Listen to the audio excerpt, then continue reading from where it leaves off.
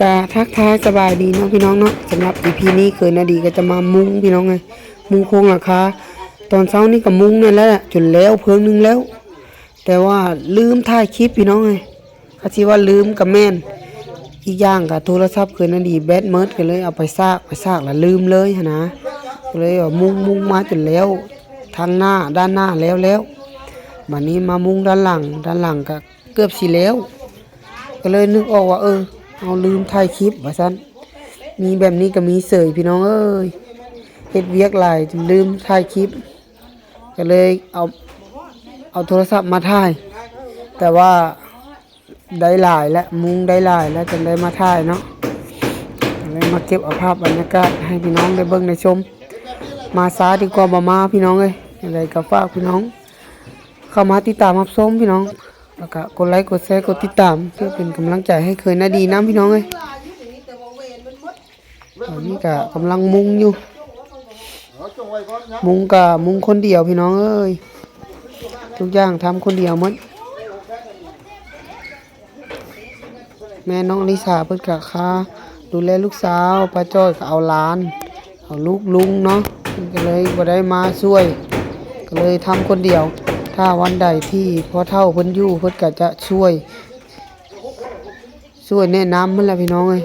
ว่าตัวใดที่เคยนาดีบ่ฮู้ก็จะถามพ่อเฒ่าถ้าตัวใดฮู้ก็บ่ได้ถามเฮ็ดเอาเองเลยอีกอย่างคือนาดีก็อยากเรียนรู้ด้วยตนเองแน่บางทีในวันหน้าเฮาอาจจะได้สร้างบ้านหรือว่าเฮ็ดเรือนเนาะก็สิได้เป็นนะหรือบ่เป็นก็ใครแน่นะบางทีอาจสิมีความรู้ติดตัวไปนำพี่น้องเอ้ยคือนาดีก็เลยต้องได้เฮ็ดเอาผู้เดียวโอ้มื้อเช้านี่ลืมถ่ายพี่น้องเอ้ยก็เลยมาถ่ายเอาตอนแรงนี่ใกล้จะแล้วแต่ว่าเล็กตะปูเบิดก่อนตอนนี้ก็เลยโจ้ไว้มื้ออื่นจังสิไปซื้อเล็กตะปูมาจังสิตอกมาอีกเนาะพี่น้องเนาะก็สำหรับมื้อนี้ก็ขอจบไว้ส่ำนี้ก่อนมื้อต่อมั้ยมื้อนี้ก็เป็นมื้อที่2พี่น้องเอ้ยกลับมามุงโครงหลังคาหานอีกคือเก่าพี่น้องมื้อนี้ยังบ่แล้วเมื่อวานนี้มุงยังบ่แล้วมื้อนี้ก็เลยกลับมามุงอีกพี่น้องไปซื้อเล็กตะปูมาแล้วซื้อมาเรียบร้อยกับสวัสดีสบายดีท่านผู้ชมทุกท่านเนาะที่เข้ามาติดตามรับชมพี่น้องมื้อนี้ก็เคยนาดีก็กลับมามุงโครงหลังคางานให้ป้าจ้อยอีกคือเก่าพี่น้องเอ้ยยังบ่แล้วซื้อต่ออีกมื้อนี้ก็น่าจะแล้วพี่น้องหลังจากแล้วว่าสิหาแนวมาแอมมันนี่แหละพี่น้องแต่บ่ฮู้ว่าสิซื้อเป็นไม้บ่หรือว่าเป็นผ้ากระตาดบ่หรือว่าเป็นผ้ายางเนาะก็ต้องถามป้าจ้อยอีกเทื่อนึงพี่น้องเอ้ยแต่ตอนนี้มุงให้แล้วก่อนพี่น้องเลยไม่ดีกับสิมุงคนเดียวคือเก่าเพราะว่ามื้อนี้พอเท่าไม่เท่ากับโบยูโบมีไผจับสังกะสีให้ก็สิได้ยืนขึ้นเทื่อละแผ่นมุงคนเดียวพี่น้องทำงานคนเดียววันนี้เหมือนเดิม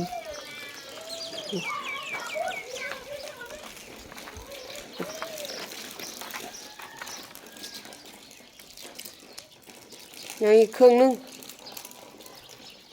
ยังมุงบ่เสร็จเครื่องทางหน้านี่ถือว่ามุงแล้วเรียบร้อยแล้วเนาะ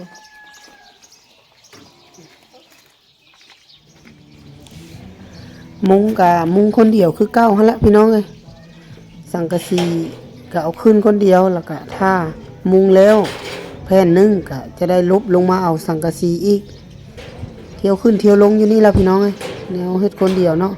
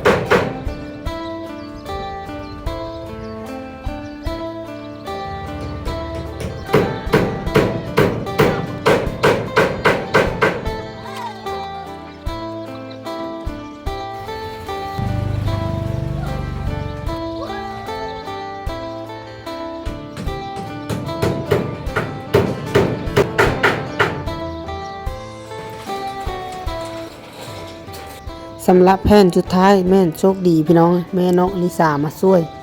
เพิ่นป้อนสังกะสีขึ้นให้ก็ดีคือกันพี่น้องเคยนะดีจังบ่ได้ลบขึ้นลบลงเพิ่นก็ยากลูกเนาะคำว่ายากลูกก็เพิ่นก็ซ้ออยู่ดอก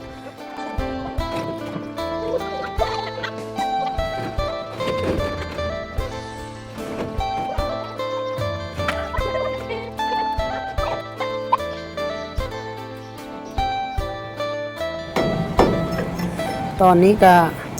การมุ้งโค้งหลังคาเคยนาดีกันแล้วเรียบร้อยพี่น้องเคยนาดีก็เลยลงมา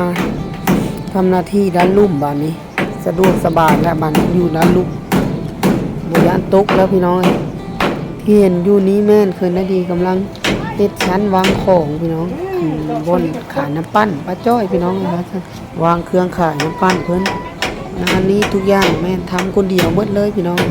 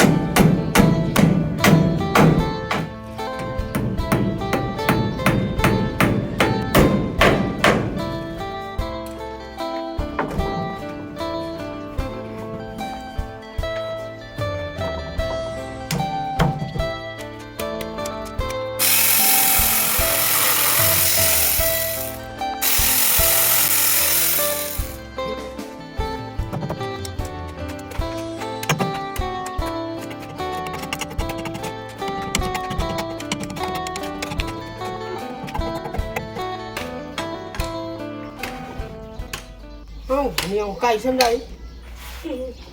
ไม่ครับใส่ส่งเพื่อนนะนั่งมือก่อนนั่นแหละเบิ้งเรียบร้อยขักละขักละ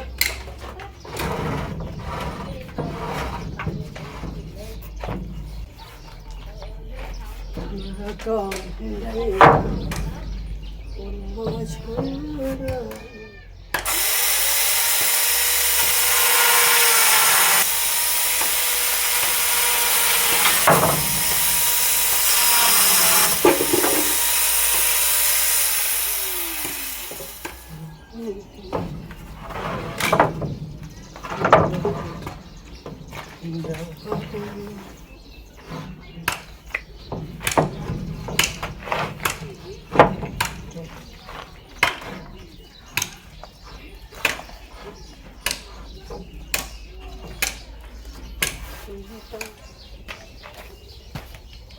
เรียบร้อยพี่น้องสำหรับโต๊ะตั้งชั้นวางของก ก็เรียบร้อยแล้วเนาะมุงกันแล้วเรียบร้อยแล้วพี่น้องเฮ็ดโต๊ะตั้งกันแล้วแต่ว่ายังอีกทางนอกบัดนี้ที่เรือก็เอาเนื้อมาแอมเนาะป่ามาแอมก็สามารถที่จะเป็นบ่อนนั่งลิ้นนั่งเซาได้เลยพี่น้องหรือว่าเป็นห้านได้เลยแต่ว่าสำหรับมื้อนี้แม่นจบไว้สำนี้ก่อนก็สำหรับมื้อนี้ในการเฮ็ดโครงหลังคาหรือว่ามงโครงหลังคากันแล้วเรียบร้อยพี่น้องเลยโดยนาดีทำเฮ็ดคนเดียวทุกอย่างจนสำเร็จแต่ว่าปลายปานลมมันยังบ่ทันตัดออกนะไฟมื้ออื่นบ่แหละจังสิมาตัด